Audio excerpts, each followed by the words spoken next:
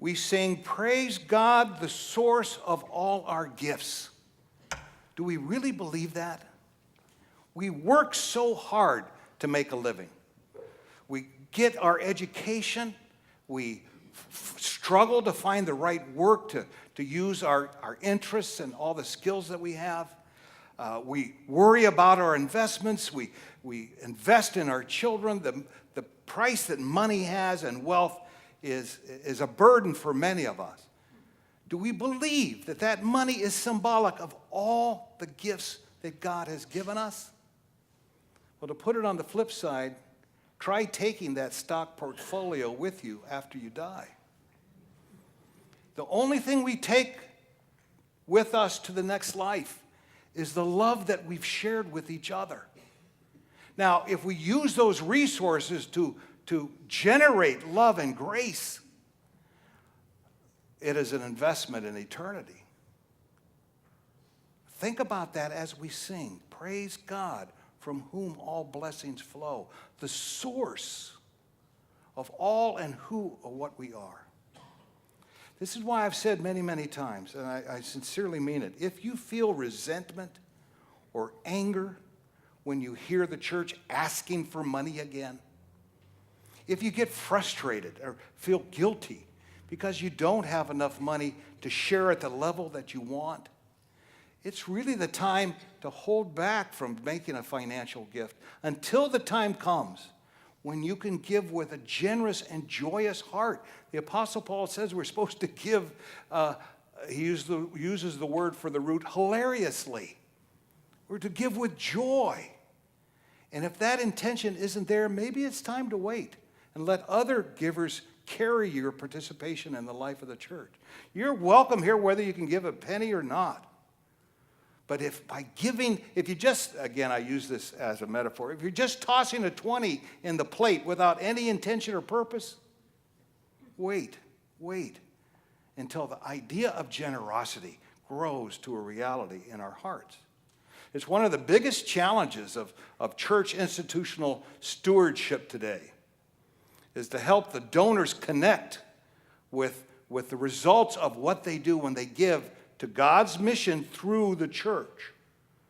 One of the experts say, for us in leadership, you have to put a face on it. People need to see the results of their giving in human lives, in transformed lives, in changed lives for the better. I want to illustrate that today. It's the second Sunday of the month. It's the traditional time when we do our outreach connection. And today we have a fabulous growing relationship with the Salinas United Methodist Church, who has a very active program with the homeless. LAUMC is very, very proud to have been part of this growing ministry under the leadership of Jim Luther. Take a look at the screens.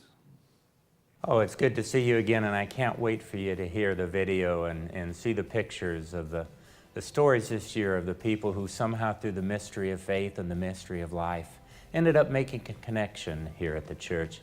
But first, let me catch you up to date on a couple of folks. Thomas is continuing his studies to be a drug counselor at UC Santa Cruz and doing well. Manny, the vet, you'll remember from last year. I'm sorry to say his health has failed, and although he still has his apartment, he's at the VA hospital in Palo Alto. You'll recognize that Bill is still here. Rick continues to work for the pool and spa company doing electrical and plumbing.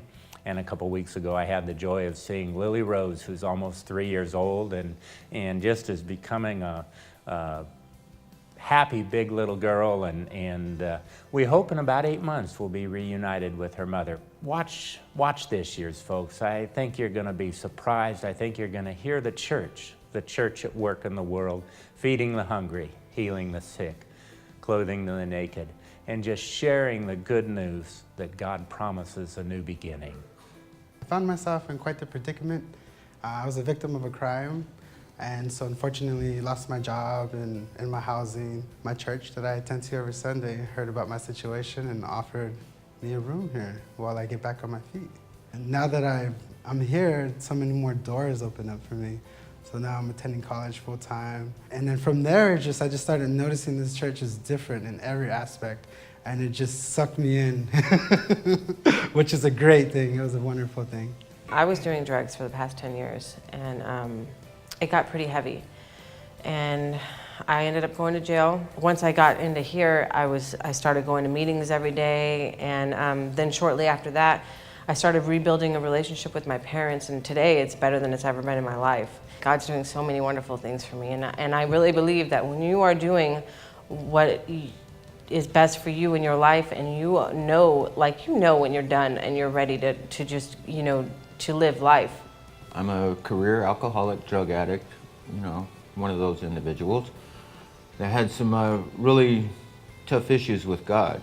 Whenever I was 6 years old, I got to witness my dad being shot. And that was a very traumatic experience for me. It's like, well, why would God take my dad? I would come here to the AA meetings, and I saw what the church was doing, i.e. the feeding, feeding the hungry, clothing the individuals and giving them blankets and, toiletry supplies and stuff like that. And I thought, hey, you know what? That's pretty cool. So I asked Pastor, hey, what does it take to be a member, It's like, you got to sign something in blood or what? And he says, no, man, just show up. I feel a lot better. A lot of people see me, they say, boy, I don't believe it, Everybody thought I was dead. I just feel a lot better. I'm going to church every Sunday. I always did believe in God, but now I know He's deeper in my heart now. I have been drinking and using drugs, had been drinking and using drugs since I was like 12 years old, and that became a very normal part of my life. When I got out of jail, my partner was in a rehab, and so now I was homeless by myself. I ended up at an AA meeting to see the person that was in rehab, and thinking that I could just go and like flirt with him and talk to him or whatever. Wasn't thinking I was going for an AA meeting. So I walk into the AA meeting, loaded still, and the girl that I'd been in jail with was in the AA meeting, and she told me that she was staying at the Methodist church where the AA meeting was held. The day after that is my sobriety date. I am reestablishing a relationship with my parents. Pastor Jim gave me the opportunity to play the piano for the church at the service, which was kind of nerve-wracking but very exciting. And my mom actually came down from Sacramento and got to hear me play the piano at church, and that was a really amazing experience. I hope you enjoyed the video. About 3 weeks ago, Jack, the treasurer, and I were in the office, and we were shaking our heads, looking at the bills, and we really weren't sure how things were going to work out. And then Cindy called and said it was time for the video for Los Altos, and we were reminded again that we're not doing this alone. You are rescuing us again, and we thank you because you're always there, and it's only through your support that any of this happens. Thank you so much for being the church. We love you, and we appreciate you, and we look forward to seeing you again. Be a part, yeah.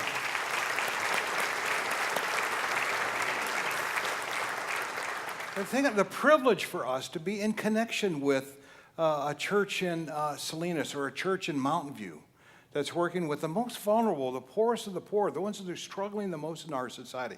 We in Los Altos, we can often be insulated from that in our prosperity and comfort. And here we are engaged in a mutual ministry with these folks that are literally changing lives. Now, you notice we have the receptacles for our outreach connection giving outside of the church every Sunday at each exit. That's purposeful. As the acolytes take the flame of Christ, as Laura explained, out into the world, and we go out into the world, our service begins out into the world.